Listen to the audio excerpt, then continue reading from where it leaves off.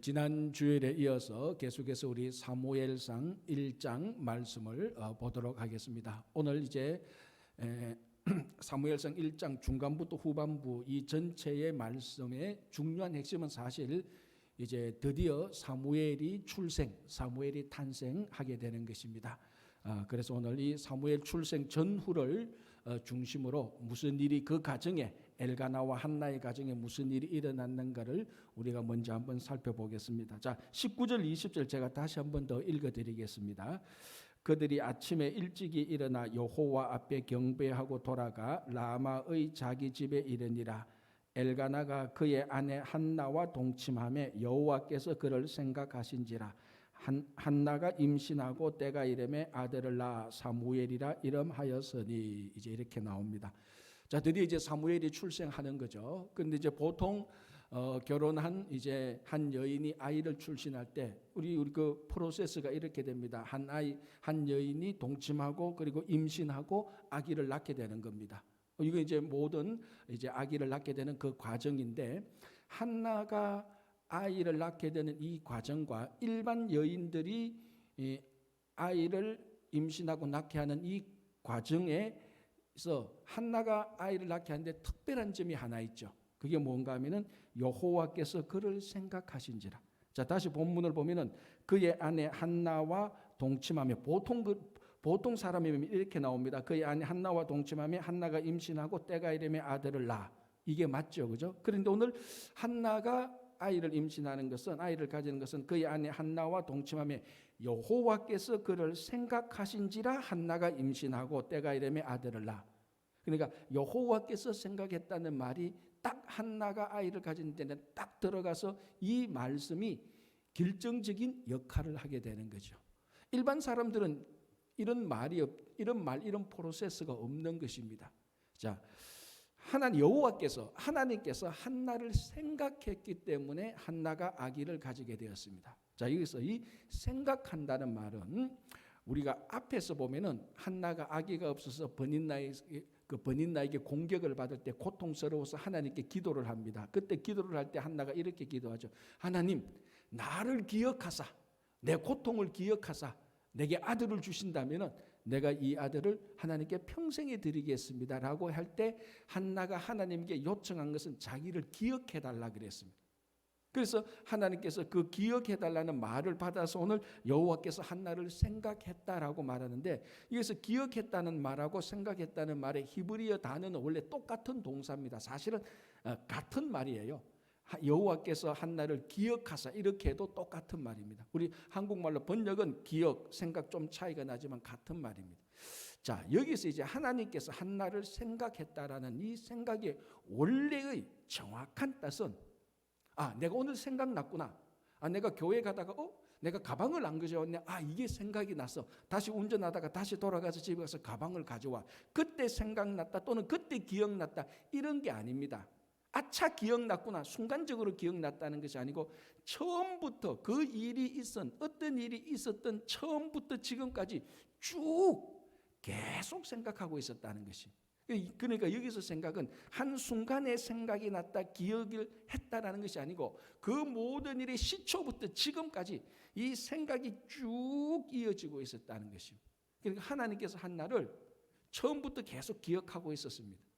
그러니까 태초부터라고 말할 수도 있겠지만 깊은 신학적 의미로 우리가 그거는 좀 놓아두더라도 사실 실제적으로 아기를 갖게 되는 그 일부터 기억했다는 것은 한나가 엘가나와 결혼했을 때부터 아기가 없을 때조차도, 한나가 아기가 없을 때조차도 하나님은 한나가 아기가 없다는 것을, 그래서 버닌나로부터 고통을 받고 있다는 것을, 공격받고 있다는 것을 하나님께서는 다 생각하고 있었습니다.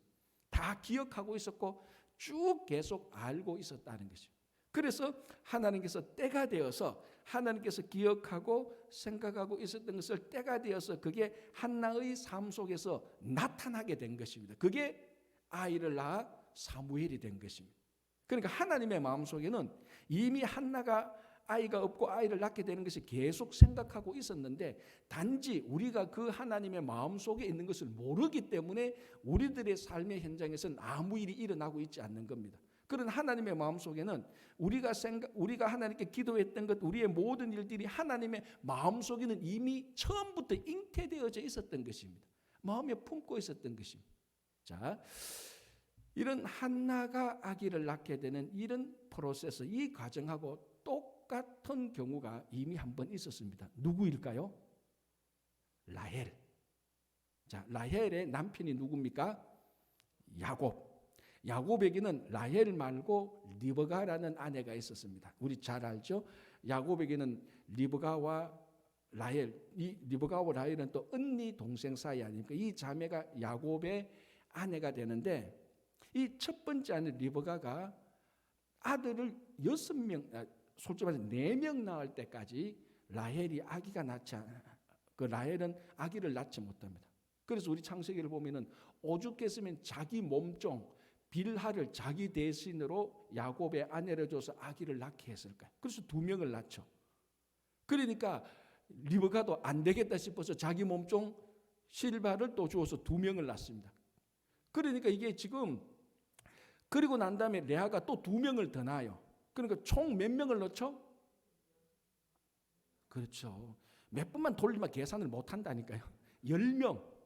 레아가 합해서 6명, 실바 2명, 빌하 2명, 10명 놓을 때까지 라헬은 애기 1명 못 놓습니다. 라헬이 얼마나 고통스럽겠습니까? 그런데 라헬이 드디어 아기를 낳게 됩니다. 그게 창세기 30장 22절에 이렇게 되어 있습니다. 제가 읽어드릴게요. 하나님이 라헬을 생각하신지라. 오늘 본문에 하나님이 한나를 생각하신지라고 똑같은 말입니다. 하나님이 라헬을 생각하신지라. 하나님이 그의 소원을 들으시고 그의 태를 여셨으므로 그가 임신하여 아들을 낳고. 하나님이 생각해서 태를 열어서 라헬로 아이를 낳겠는데 이 아이가 누구입니까? 요셉이죠. 하나님께서 한나를 생각해서 낳게 된 아들이 사무엘. 하나님께서 라헬을 생각해서 낳게 한 아들이 요셉.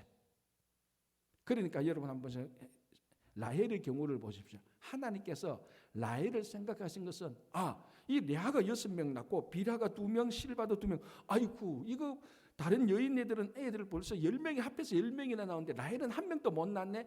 이제 생각났다. 라헬에게 내가 태를 열어야 되겠다. 이게 아니라는 겁니다. 처음부터 라헬이 야곱의 아내 될 때부터 하나님은 그 가정을 다 알고 있었고 한순간 또 아차 깜빡하고 잊지 않았다는 겁니다. 우리는 계속 잊고 있다가 우리는 깜빡하고 생각이 나는, 아차하고 생각이 나는데, 우리는 아차하고 생각이 나는데 하나님은 한순간 또 깜빡 잊지 않고 계속 생각했습니다. 그는 라헬이 아기를 놓지 못하고 고통과 아픔과 슬픔과 외로움 속에 있는 것을 하나님께서 다 알고 있었고 다 품고 있었다는 것입니다. 그래서 하나님의 때가 되어서 그 쭉 생각하던 것이 라헬의 현장에서, 라헬의 삶 속에서 아기를 낳게 해서 낳은 것이 요셉입니다. 자, 하나만 더 볼게요. 이 똑같은 말이 이 출애굽기 2장에 나타나는데요. 출애굽기 2장 24절 25절을 제가 읽어드릴게요.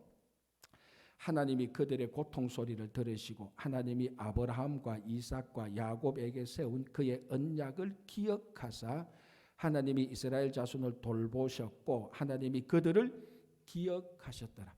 자, 이 말씀이 어디에 나오는 말씀입니까? 성경. 그러면 맞아요. 출애굽 때 하나님께서 이스라엘 백성들의 기도를 들으시고 애굽에서 종살이 한 지 400년 만에 이스라엘 백성들을 자유롭게 할 때, 해방할 때 하나님께서 하신 말씀입니다. 하나님께서 이스라엘 백성들을 해방시킬 때, 자유롭게 할 때 하나님께서 아브라함과 이삭과 야곱과 맺은 언약을 기억하셨고 생각하사, 똑같은 말입니다. 그리고 그들의 하나님께서 이스라엘 백성들을 생각하사.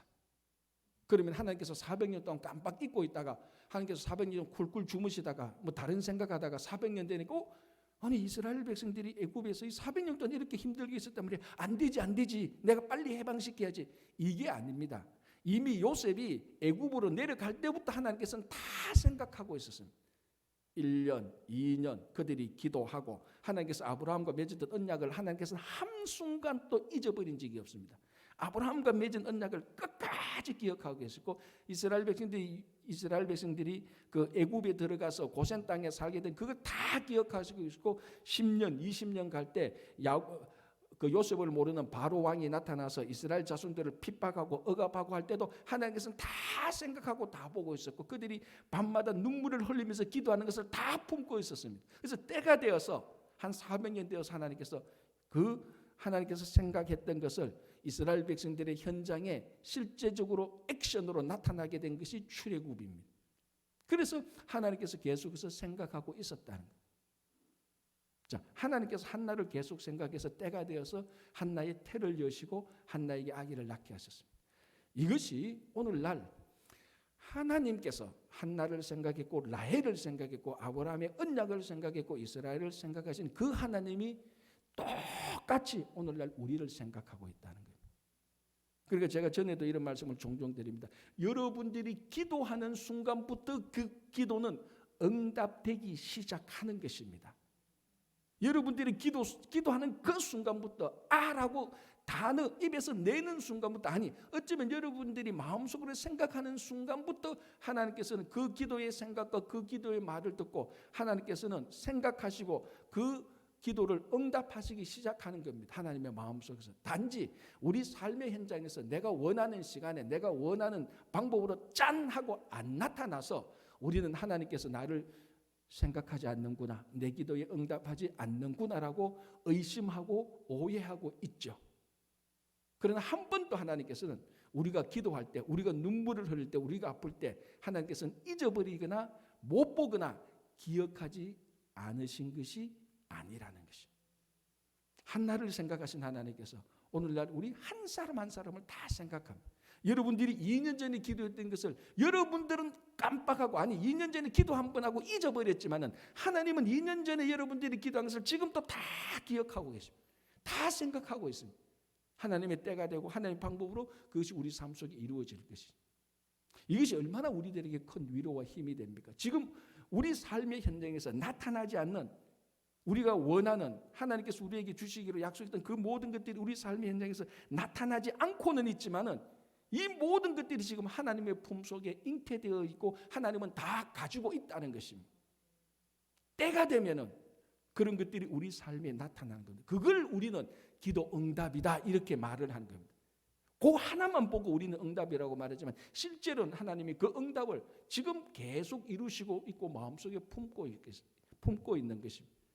그래서 여러분들이 지금 하나님이 혹시나 내가 기도했던 것을 진짜 이거 들어주실까? 하나님은 이미 생각하고 있습니다. 여러분들은 한번 눈물 흘리고 잊어버렸지만 기도 한번 던져놓고 잊어버렸지만 하나님은 한 번도 하나도 하나님의 전능하심으로 여러분들의 세세한 것을 다 기억하고 계십니다.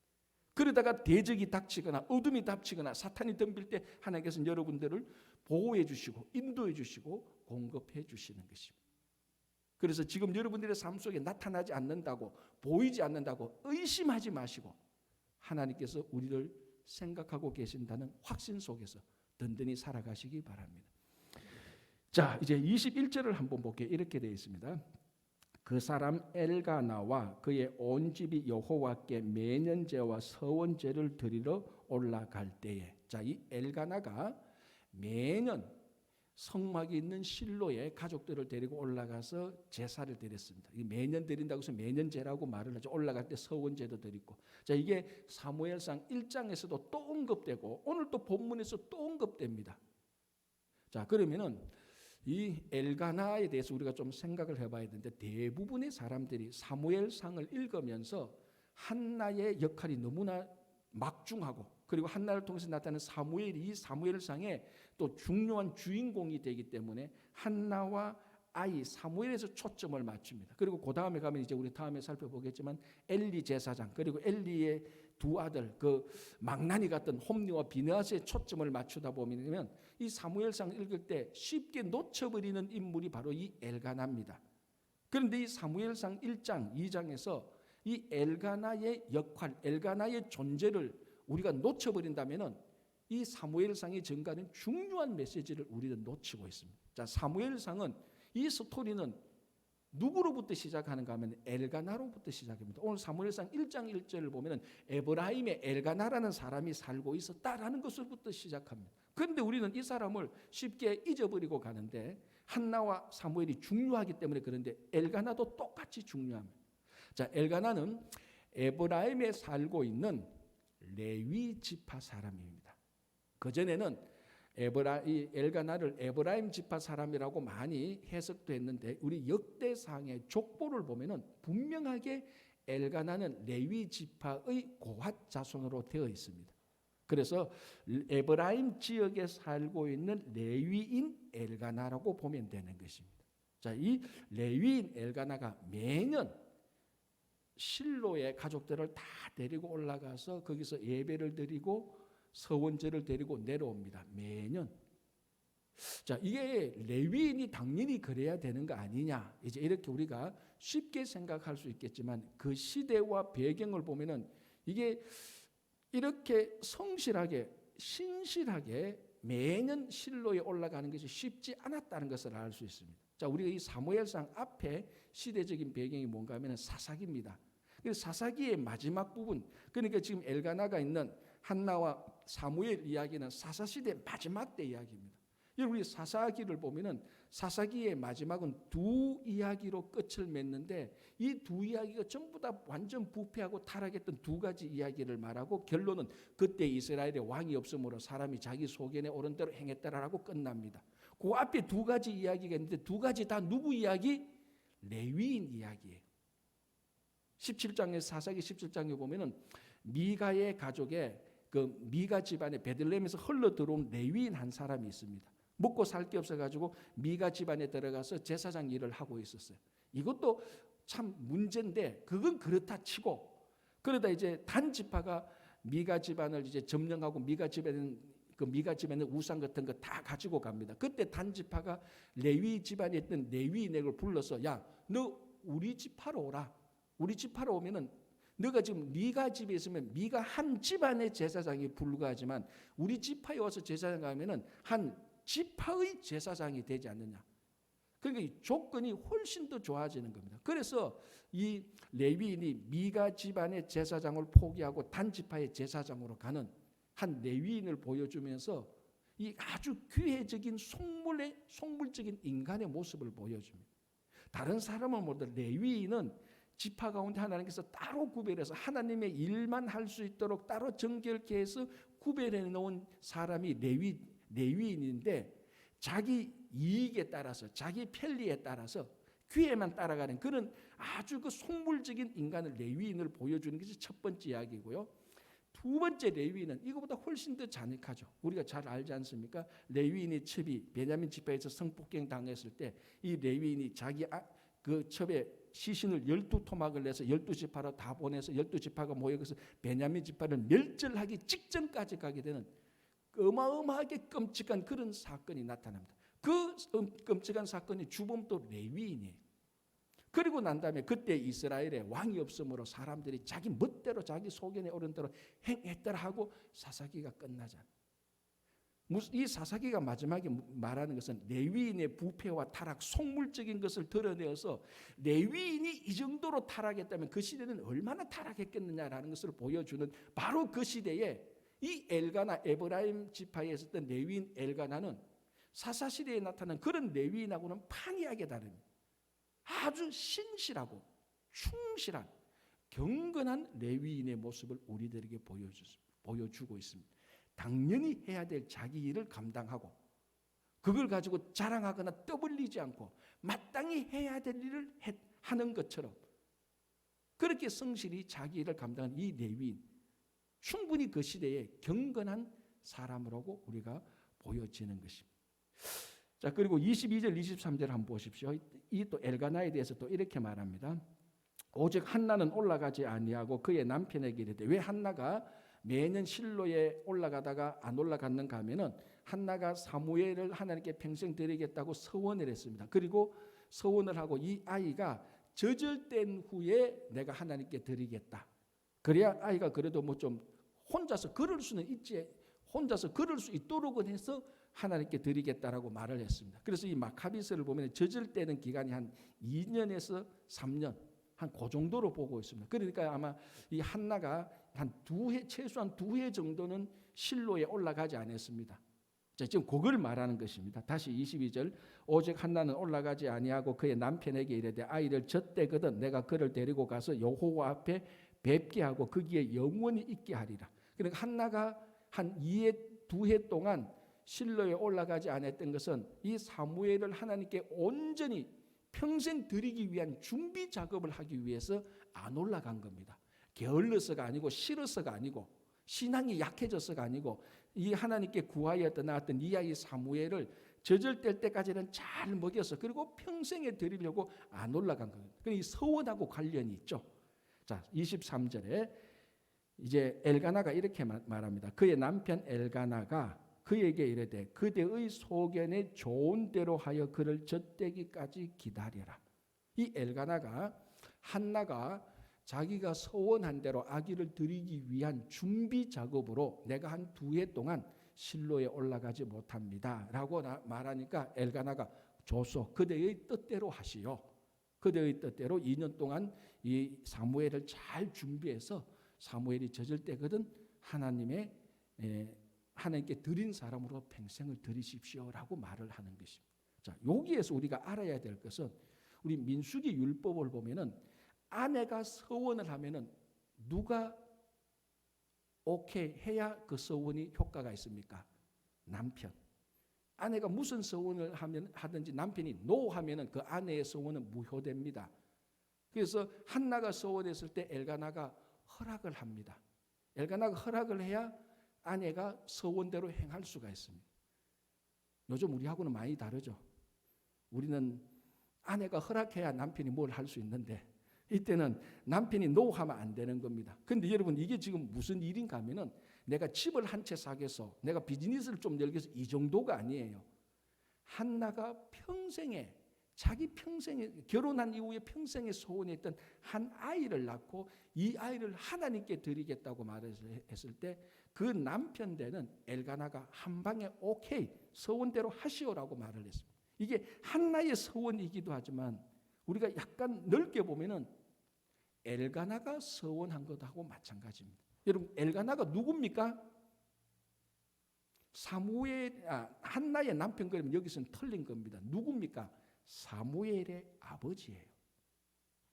한나가 자기 아들 사무엘을 서원할 때 그 마음이 얼마나 미묘 복잡하겠습니까? 그것만큼 똑같이 엘가나도 사무엘의 친아버지예요. 우리는 한나와 사무엘만 자꾸 생각하고 아이고 한나가 저렇게 낳은 아이를 서원하는데 아이고 한나의 마음이 어땠을까? 야 정말 한나는 저 서원을 지키는 헌신하는 정말 좋은 사람이구나. 정말 우리 한나를 본받죠. 전부 다 한나 쪽으로 가는데 엘가나를 보십시오. 엘가나는 자기 아들이에요. 자기 아들을 서원하는데 일체의 머뭇거림 없이 그 서원 한나가 서원한 것을 그대로 받아서 동의해서 서원을 하는 겁니다. 그러면은 에이 목사님 한나가 사무엘 생각하는 거하고 엘가나가 사무엘 생각하는 거하고 좀 다르죠. 좀 다를 수는 있을 거예요. 그러나 여러분 야곱하고 요셉을 보십시오. 야곱이 가장 사랑했던 라헬이 낳은 아들이 요셉입니다. 야곱이 요셉을 얼마나 사랑했습니까? 10명의 형제들이 죽이고 싶을 만큼 시기심이 일어날 만큼 야곱이 요셉을 사랑했습니다. 야곱이 요셉에 대한 사랑만큼 엘가나는 사무엘에 대한 사랑이 있는 거예요. 자기가 가장 사랑했던 한나가 낳은 자기 친아들이에요. 한나의 서원은 엘가나의 서원하고 똑같습니다. 그래서 여러분 여기서 한나의 서원만 본다면은 이 경건한 남자 엘가나의 헌신 그거를 놓칠 수가 있습니다. 그래서 오늘 이 사무엘상 1장을 보면은 엘가나가 분명히 있는데 사람들이 엘가나를 잘 못 봐요. 왜? 엘가나는 그 가정의 기둥과 기초와 같은 역할을 하기 때문에 사람들이 그걸 잘 못 봐요. 가끔 이제 외부 사람들이 저희 교회 오기도 합니다. 다른 목사님도 와서 볼 때는 교회 이제 본당 보고 이러면 교회 본당이 참 아늑하네요. 음악하는 사람들은 이 앞에 와서 목소리 몇 번 내지만 이 음악회 하면은 울림이 참 좋겠어요. 이 앞에 이렇게 좀 해니까 좀 포근하겠네요. 자리가 몇 석이에요. 전부 다 이걸 묻죠. 한 명도 기둥이 어디 있어요? 묻는 사람 없었어요. 지금까지. 한 명도 이 교회의 기초가 어떻게 돼 있어요? 묻는 사람 한 명도 없어요. 기초와 기둥을 한 명도 안 본다는 거예요. 실제로는 기둥과 기초가 제일 중요한데 이 교회 기초와 기둥 없으면 교회가 폭삭 무너지는 거죠. 엘가나가 바로 그런 사람이에요. 한나와 사무엘의 기둥과 기초, 바닥과 같은 인물이기 때문에 우리 눈에는 안 보이는 거예요. 한나와 사무엘만 보고 한나의 그 서원의 그 헌신된 신앙 그것만 보고 한나에게 박수치고 위대한 어머니라고 말을 합니다. 다 맞아요. 그러나 한나를 보듯이 엘가나를 봐야 됩니다. 모든 레위인이 타락하고 부패했을 때 이 엘가나는 자기에게 맡겨진 직분을 굳은 신념을 가지고 묵묵히 지켜나갑니다. 매년 지켜나갑니다. 자기 가족들을 다 데리고 가서 다른 레위인들 다 자기 멋대로 살아도 자기만은 자기에게 주어진 레위인의 직무를 충실히 행하고 정말 사랑하는 자기 아내가 낳았던 사무엘을 어머니가 헌신할 때, 어머니가 서원할 때 이 아버지 엘가나도 그 서원에 100% 동의해서 서원하는 아버지가 됩니다. 이 엘가나야말로 진짜로 오늘날 이 시대가 다시 회복해야 될 신앙의 남자다움입니다. 남자가 아니라 남자다움. 정말 이것이 하나님께서 남자와 여자를 창조하실 때 이 남자 안에 있어야 되는 신앙의 남자다움. 자기에게 주어진 역할을 충분히 감당하고 흩어지지 않고 신실하게 그러면서 자기 자랑을 떠벌리지 아니하고 허세 부리지 않는 남자다움. 이것이 참 중요한 것입니다. 여러분 고대 그리스에 소크라테스와 아리스토텔레스, 플라톤이 있을 때가 고대 그리스 최고의 철학의 시대였죠. 그 시대의 철학자들이 말하기를 세상의 남자다움은 철학하는 남자다 이렇게 말을 합니다. 아니 왜 철학적인 인간, 철학적인 남자가 최상의 남자다움인가 물어보니까 그 사람은 그 철학자들 가운데 용맹한 영혼이 있기 때문이라고 말을 합니다. 다른 말로 용기가 있다는 거죠. 아니 용기가 있는 사람이면 전사나 군인이 되어야지 뭐 철학관 학문하는 사람이 무슨 용기가 있느냐라고 반문할 수 있는데 그 사람들의 얘기는 약간 다릅니다. 포커스가 다른 거죠. 그래서 왜 이 철학하는 인간이 최상의 남자다움인가 하면은 그 어떤 진술, 어떤 사실, 어떤 논리에 대해서 질문을 할 수 있고 질문을 제기할 수 있고 반론을 할 수 있는 사람이기 때문에라고 말을 합니다. 그게 무슨 용기냐라고 말하겠지만 자 여러분 이렇게 생각해 보면 됩니다. 자 여기 만약에 100명이 있는데 99명이 다 찬성을 해요. 한 명이 손 들고 노 할 수 있는 용기. 여러분 그거 쉽지 않아요.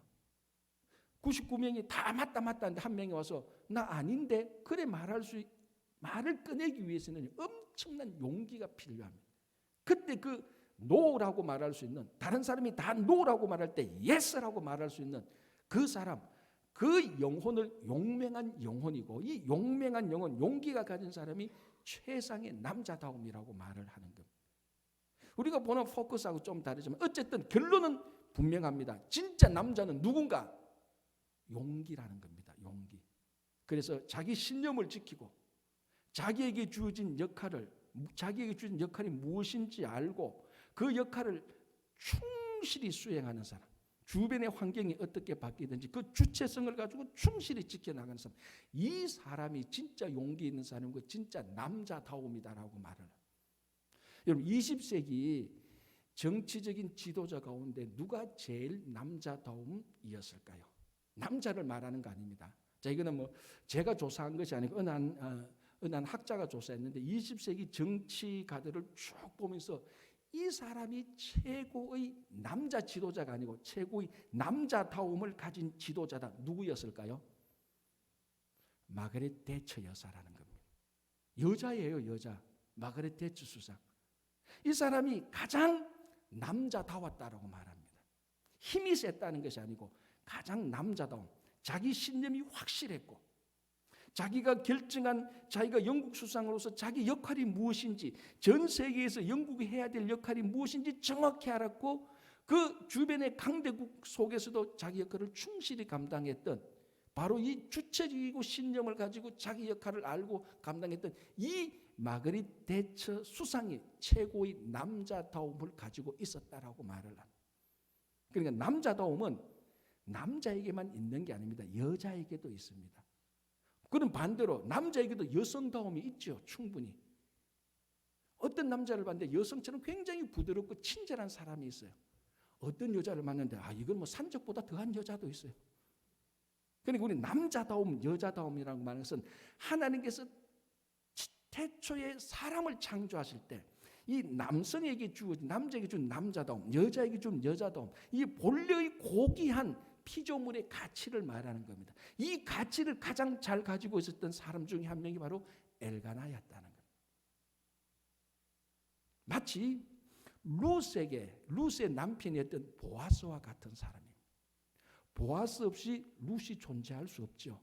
그래서 이 엘가나 없이 한나와 사무엘이 나타날 수가 없었습니다. 그럼에도 불구하고 엘가나는 자기를 자랑하거나 떠벌리거나 내가 이만큼 역할을 했는데 나를 좀 알아주시오라고 말하는 흔적이 없습니다. 묵묵히 사람들이 알든지 모르든지 자기에게 주어진 역할을 감당하는 경건하고 헌신된 사람.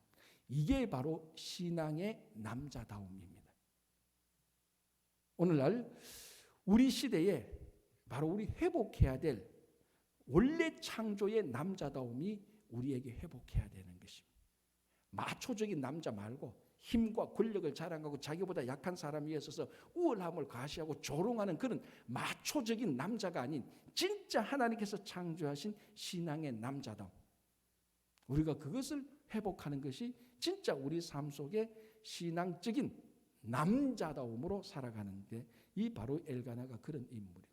여기서 우리는 다시 한번 남자다움을 생각해야죠. 바로 이 엘가나의 튼튼한 배경이 있었기 때문에 한나가 서원을 할 수 있었고 그 서원대로 한 아이가 하나님께 온전히 드려진 사무엘이 될 수가 있었던 것입니다. 자, 오늘 26절을 한번 보시기 바랍니다. 26절에서 28절 이렇게 되어 있습니다. 한나가 이르되, 자, 이제 한나가 이제 서원하려고 아기를 데리고 올라갔을 때입니다. 한나가 엘리 제사장에게 말하는 겁니다. 한나가 이르되, 내 주여 당신의 사심으로 맹세하나이다. 나는 여기서 내 주 당신 곁에 서서 여호와께 기도하던 여자라. 우리가 지난 주일날 봤죠. 한나가 기도할 때 엘리 제사장이 나와서 야, 너 이거 입은 열렸는데 이 소리가 안 들리는 거 보니까 너 술에 취했구나. 포도주 그만 마시라라고 말했을 때 뭐라고 말할까? 나는 마음이 슬픈 여자고 우리 말하면 나 지금 기도하는 중인데 착각하지 마십시오. 그렇게 했던 바로 그 여자라는 겁니다. 그리고 27절 이 아이를 위하여 내가 기도하였더니 내가 구하여 기도한 바를 여호와께서 내게 허락하신지라. 그러므로 나도 그를 여호와께 드리되 그의 평생을 여호와께 드리나이다 하고 그가 거기서 여호와께 경배하니라. 자, 이제 드디어 한나가 사무엘을 여호와께 드립니다. 자, 사무엘 뜻이 뭔가 하면 내가 하나님께 구하였다라고 말을 한 겁니다. 사무엘이라고 말할 때 사무가 바로 하나님께 구하였다라는 말입니다. 그래서 오늘 또 뭐라고 합니까? 내가 여호와께 구하여 내가 이 아이를 27절 이 아이를 위하여 내가 기도할 때 내가 구하여 기도한 아이라는 겁니다. 그러니까 사무엘은 한나가 하나님께 구했던 사람인데 하나님께서 구하여서 받았던 사람인데 하나님께 다시 드립니다. 그런데 여기서 오늘 여호와께 드린다는 말이 두 번 나오는데 이 드린다는 말은 구하다는 말하고 똑같은 동사예요, 사실은. 그런데 내가 하나님께 구하여서 얻은 사람을 다시 하나님께 드립니다. 똑같은 말입니다. 우리 말로 하면 이것이요. 하나님께 받은 것을 다시 하나님께 돌려드립니다. 원래 하나님 겁니다. 지금 그런 단어적인 의미가 있는 것이. 여러분, 다윗이 예루살렘 성전 건축을 위해서 모든 준비물을 다 세팅해 놨습니다. 성전 건축은 못하지만 그때 다윗이 그때 성전을 위해서 준비한 모든 건축물 자재들을 보고 뭐라고 말하는 줄 압니까? 그게 역대상에서 유명한 말씀이지 않습니까? 이 모든 것이 하나님으로부터 왔으니 이 모든 것이 주의 것입니다라고 말을 합니다. 그렇죠. 당연히 하나님께로부터 왔으니 하나님 것이니까 다시 하나님께 돌려보내는 게 맞습니다. 그런데 우리는 어떻게 합니까? 하나님께로 온 것을 하나님께 돌려보내지 않고 하나님께서 내게 주셨으니 인마의 포켓 내 호주머니에 넣죠. 한나는 하나님께서 구하여서 받은 것을 다시 하나님께로 돌려드리는 것이. 이게 진짜 헌신이죠. 당연한 헌신입니다. 하나님께 받은 것 하나님 것이니까 하나님께 돌려드리는 겁니다. 자, 그리고 28절에 여호와께 드리며 여호와께 드리며 여호와께 경배한다고 말하는 철두철미하게 한나의 서원의 중심은 자기가 아니고 하나님이었습니다. 자, 그 당시에 가나안에 어떤 서원이 있었는가 하면 서원이라기보다 어떤 형태가 있었는가 하면은 우상을 섬기는 사람들이 자기 아들을 바쳐서 신에게 더 많은 것을 얻으려고 인신 제사를 드리는 경우가 많았습니다. 자기 아들을 죽이죠. 불에 태워서 죽이는 아주 그 나쁜 제사를 드립니다. 왜? 자기가 믿고 있는 신에게 내가 아들을 드렸으니 이 최소한 아들만큼 신이 내게 복을 달라는 것입니다. 그런 형태가 있습니다. 그러니까 이 이방 문화에서 인신제사 아들을 하나님께 아들을 자기 신에게 드리는 것은 그 신 중심입니까? 자기 중심입니까? 철두철미하게 자기 중심이에요. 자기가 그 신으로부터 더 많은 복을 받기 위해서 심지어 자기 아들까지도 희생시켜버리는 거예요. 그러니까 그 당시 아들을 신에게 드리는 것은 철두철미하게 자기 중심이었는데 오늘 한나는 뭐라고 말합니까? 여호와께로부터 받았으니 여호와께 드립니다. 여호와께 드립니다. 이 모든 것을 드리고 내가 여호와께 경배합니다. 한나의 서원은요 철두철미하게 하나님 중심적이었어요. 가끔 우리 주변에 보면은 서원을 하긴 하는데 내용을 가만히 들어보면 자기 중심으로 서원을 하는 경우가 있어요. 바로 이 당시 이방 사람들처럼 내가 더 많은 것을 받으려고 내가 한번 크게 서원을 하겠다. 그 마음의 서원의 동기와 중심을 보면 하나님 중심이 아니고 자기 중심. 그래서 한나의 서원이 정말 귀중한 이유는 철두철미하게 하나님 중심적인 서원을 드렸다는 것이. 바로 이런 한나와 같은 한 인물이 나타남으로 그래서 한나가 드린 이 사무엘 같은 한 인물이 나타남으로 새로운 시대를 열기 시작하는 것입니다. 여러분 이 사무엘이 나타나서 한나와 사무엘이 나타나서 드디어 그 부패하고 타락했던 사사시대를 끝내고 새로운 시대로 들어가게 되는 것입니다. 하나님께 하나님 중심적으로 온전한 헌신을 했던 한 인물, 한 가정, 이 가정을 통하여서 자기 소견에 좋은 대로 했던 그 사사시대가 끝이 나고 새로운 시대로 들어가게 되는 것입니다. 온전한 헌신을 드렸던 한 가정이. 제가 신대원 다닐 때 이제 신학대학원 다닐 때 이제 기숙사에 같이 있었습니다. 이제 그 룸메이트가 4명이 있었는데 그 룸메이트 가운데 이제 다 전도사님이었죠 그때는. 그 전도사님이 자기 교회에 있었던 일을 얘기하는 거예요. 이렇게 얘기하는 겁니다. 자기 권사님 한 분 있는데 이분은 교회에 이렇게 나오시면서 좀 헌신하고 수고하는 잘 섬기는 청년들이 있지 않습니까? 봉사 잘하는 청년. 그 청년들을 보면 늘 이런 말을 했다. 아이고 청년 어떻게 이렇게 귀하냐? 어떻게 이렇게 잘하냐? 어떻게 이렇게 이쁘냐? 내가 보니까 뭐 누구 부르면서 너는 참 신학교 가서 목사 되면 참 좋겠다. 그렇게 늘 권면을 해요. 참 보니까 참 득스럽잖아요. 근데 어느 날 보니까 그 교회 목사님이 가만히 보니까 그 권사님 아들이 목사 자질이야. 보니까 목사감이야. 그래서 이 목사님이 그 권사님으로서 권사님, 제가 보니까 권사님 아들이 참 성품도 좋고 재능도 좋고 보니까 이 자질이 좋은데 하나님께서 부르시름을 한번 확인을 해보고 맞으면은 권사님 아들을 신학교 보내서 목사님 하면 좋겠습니다. 하니까 권사님이 그 얘기를 딱 듣자마자 뭐라고 말하는 줄 압니까? 목사님, 우리 아들을 뭘로 보고 신학교 보냅니까? 그렇게 말했다. 아니 신학교는 뭘로에 해당되는 사람이 다 신학교 갑니까? 우리가 그 얘기를 다 듣고 야 우리는 다 뭘로 보였기 때문에 신학교 다 왔구나 다 그렇게 얘기를 했다는 거예요. 우습죠. 다른 집안의 자제들은 목사 되라고 다 권면하면서 자기 아들은 우리 아들을 뭘로 보고 말이지. 뭘로 보기는 뭘로 봐. 하나님께서 주신 생명의 선물이지. 다른 사람 아들은 하나님의 생명을 자기 아들만 다 하나님으로부터 온 것이 자기 아들은 뭐 또 어디서 온 거, 딴 데서 온 건가? 똑같습니다. 그 목사님 아들이 바로 그 전도사였어요. 그래서 자기 교회에서 일어난 일을 하는 거예요.